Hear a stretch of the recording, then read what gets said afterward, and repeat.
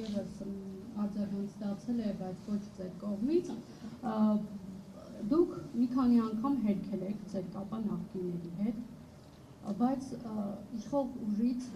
գրեթե ամենօրյա պարբերականությամբ նշում են, ինչպես կարող է Նարեկ Կարապետյանը անկախ լինել, եթե նրա հայրը եղել է ՀՀԿ-ական, եթե նրա հայրը եղել է Սերժ Սարգսյանի աշխատակազմի ղեկավար եւ այլն։ Հիմա շնորհակալ եմ հարցի համար։ Կապը ինչպես եք բացատրում, որ դուք անկախ եք եւ կապ ունեք որևէ նախկին ուժի հետ։ Ինչպես եք կարծում, հայկական ամենամեծ կապիտալ ունեցող ընտանիքը մեկից կախված է, թե չէ։ Մի քիչ անհամեստություն դրսևորեմ։ Կարող է մարդ լինել, որ ումից Հայաստանում Սամվել Կարապետյանը կարող է կախված լինել։ Մարդիկ, ով այդ պնդումը մարդ Հայաստանում կարող է լինել, ով այդ պնդումը անում է, չի պատկերացնում իրերի դասավորվածությունը հողի վրա։ Երկրորդ բանը,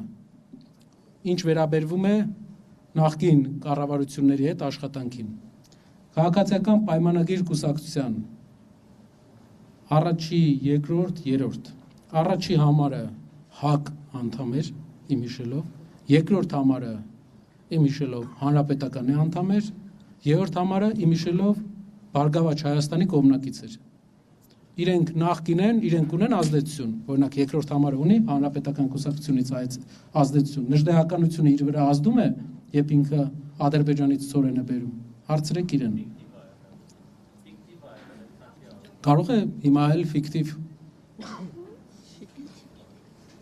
Շնորհակալություն 168 ժամ։